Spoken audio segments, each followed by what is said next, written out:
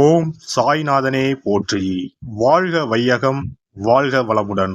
அனைத்து உறவுகளுக்கும் இனிய வணக்கம். நாம் இந்த பதிவில் குரு பகவானின் அதிசார பயிற்சியால் ஏற்படும் சுப மற்றும் அசுப பலன் என்ன என்பதனை பற்றி காண்போம்.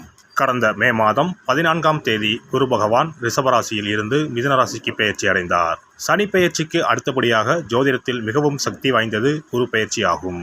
பொதுவாக குரு பகவான் ஒரு ராசியில் இருந்து மற்றொரு ராசிக்கு செல்ல சுமார் 1 வருட காலம் எடுத்துக்கொள்ளும் நிலையில் தற்போது 6 மாதத்திலேயே கடகராசிக்கு செல்கிறார். வரும் அக்டோபர் மாதம் 18ஆம் தேதி குரு பகவான் மிதுன ராசியில் இருந்து கடகராசிக்கு பயிற்சி ஆவார்.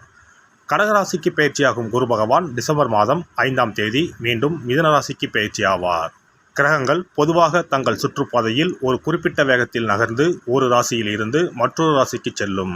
சில கிரகங்கள், குறிப்பாக குரு, தங்கள் சுற்றுகளின் போது ஏற்படும் ஈர்ப்பு விசையின் காரணமாக தங்களது இயல்பான வேகத்தை விட வேகமாக நகர்ந்து குறிப்பிட்ட காலத்திற்குள் அடுத்த ராசிக்குள் நுழைந்துவிடும். இந்த வேகமான மற்றும் முன்னதாக நடக்கும் நகர்வுக்கு அதிசார பயிற்சி என்று பெயர். குரு பகவான் ஜோதிடத்தில் சுப கிரகமாக கருதப்படுகிறார். குரு அதிசார பயிற்சி நடைபெறும் காலத்தில் சில ராசிக்காரர்களுக்கு நன்மைகளும் அதிர்ஷ்டமும் எதிர்பாராத திருப்பங்களும் ஏற்பட வாய்ப்புள்ளது. இந்த பெயர்ச்சி மக்களின் வாழ்க்கையில் திருமணம், தொழில், செல்வம் மற்றும் பல்வேறு நல்ல மாற்றங்களை கொண்டு வரும். இந்த அதிசார பயிற்சியால் உங்கள் வாழ்வில் வளமும் நலமும் செல்வ செழிப்பும் பெற்று வாழ்வில் உயரிய நிலையை அடைய எல்லாம் வல்ல எம்பெருமானை வேண்டி விரும்பி கேட்டுக்கொள்கிறேன். மிதுன ராசி அன்பர்களே, மிதுன ராசிக்கு 2ஆம் இடத்தில் தனஸ்தானத்தில் குரு பகவான் உச்சமடைகிறார். அதிர்ஷ்டமான காலகட்டமாக இது இருக்கும். பணவரவு அதிகமாக இருக்கும். எப்போதும் கையில் பணம் இருந்து கொண்டே இருக்கும். 2ஆம் இடத்தில் குரு உச்சம் பெறுவதால் வரவேண்டிய பழைய பணங்கள் திரும்ப கிடைக்கும். வேலையில் பழைய பெண்டிங் பணங்கள் போன்றவை வந்து சேரும். உங்கள் ராசிக்கு 7ஆம் இடத்திற்கும் 10ஆம் இடத்திற்கும் உரியவர் குரு பகவான். 7ஆம் இடம் என்பது திருமணஸ்தானம், கலஸ்திரஸ்தானம். கணவன் மனைவிக்கு இடையே கருத்து வேறுபாடுகள், சிறிய சிறிய பிரிவுகள் வருவதற்கான வாய்ப்புள்ளது. திருமண விஷயங்களில் பிரச்சனைகள் வருவதற்கான வாய்ப்புகளும் உள்ளது. தற்போது குரு பகவான் உச்சமடைந்து 2ஆம் இடத்திற்கு வருவதால் மற்றவர்கள் உங்களை சேர்த்து வைப்பார்கள். கணவன் மனைவி இணக்கமாக செல்வது நன்மையை தரும்.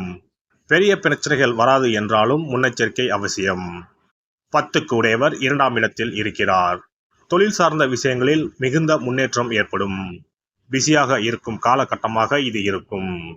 வியாபாரம் ஆகாத கடைகள் கூட இனி நன்றாக செயல்பட தொடங்கும். பாதகாதிபதி உச்சம் பெற்றிருப்பதால் சில பாதிப்புகள் ஏற்பட்டாலும் பெரிய பாதிப்புகள் ஏற்படாது என்பதால் உணர்ச்சி வசப்படாமல் கோபப்படாமல் இருப்பது நல்லது. எல்லோரிடமும் இணக்கமாக சென்றிருப்பது நன்மையை தரும். கணவன் மனைவிக்குள் சண்டைகள் தீர்கின்ற பொன்னான காலகட்டமாக இது இருக்கும். குடும்பத்தில் மகிழ்ச்சி பெருகும். ஹோட்டல், உணவு சார்ந்த துறையில் இருப்பவர்கள், நீர் தொடர்பான தொழில் செய்பவர்களுக்கு அற்புதமான காலகட்டமாக இருக்கும். சந்திரனின் வீட்டில் குரு பகவான் உச்சம் பெறுவதால் அழகு சார்ந்த விஷயங்களும் நன்றாக இருக்கும். வேலை மீதான கவனம், ஈர்ப்பு அதிகமாகும். இந்த நேரத்தை சரியாக பயன்படுத்திக் கொள்வது நல்லது. தொழில் தொடங்க அற்புதமான காலகட்டம் இதுவாகும். எடுக்கும் முயற்சிகளில் எல்லாம் வெற்றி பெறுவீர்கள். தொட்டது துலங்கும் காலகட்டம். பொருளாதாரத்தில் ஏற்றம் பெறுவீர்கள். இந்த குரு அதிசார பயிற்சியால் மிகப்பெரிய மாற்றங்களும் ஏற்றங்களும் காத்திருப்பது உறுதி. குரு பகவானின் அதிசார பயிற்சிக்கு பரிகாரமாக வியாழக்கிழமைகளில் தட்சிணாமூர்த்திக்கு மஞ்சள் நிற மலர்கள் மற்றும் மஞ்சள் நிற உடையுடன் அபிஷேகம் செய்வது, குரு பகவானுக்கு நெய் தீபம் ஏற்றி வழிபடுவது, அன்னதானம் செய்வது, மற்றவர்களுக்கு உதவுவது போன்றவை சிறந்த பரிகாரங்களாகும். மேலும் வியாழக்கிழமைகளில் குரு பகவானின் காயத்ரி மந்திரத்தை உச்சரிப்பதும் நன்மை பயக்கும். குரு பகவான் சஞ்சரிக்கும் அந்தந்த ஆலயங்களில் உள்ள குரு மற்றும் நவகிரக சன்னதிகளில் தீபம் ஏற்றி வழிபட்டு வரலாம். சிறப்பு பரிகாரம்: வியாழக்கிழமை அன்று மண்ணால் செய்யப்பட்ட ஒரு உண்டியலை வாங்கி வர வேண்டும். அந்த உண்டியலின் வெளிப்புறத்தில் மஞ்சளில் பன்னீரை ஊற்றி குழைத்து உண்டியல் முழுவதும் பூச வேண்டும். இப்படி பூசிய இந்த உண்டியலை நம்முடைய வீட்டின் குபேர மூலையில் வைத்துவிட வேண்டும். தினமும் அல்லது வாரத்திற்கு ஒரு முறை குறிப்பிட்ட ஒரு தொகையை போட்டுக்கொண்டே வர வேண்டும். உதாரணமாக 2 ரூபாய், 5 ரூபாய், 10 ரூபாய், 20 ரூபாய் என்று நம்முடைய வசதிக்கு ஏற்றவாறு ஏதாவது ஒரு தொகையை நாமே தேர்வு செய்து அதை மட்டும் 10 ரூபாய் என்றால் 10 ரூபாயாக தினமும் அல்லது வாரத்திற்கு ஒரு முறையோ போட வேண்டும்.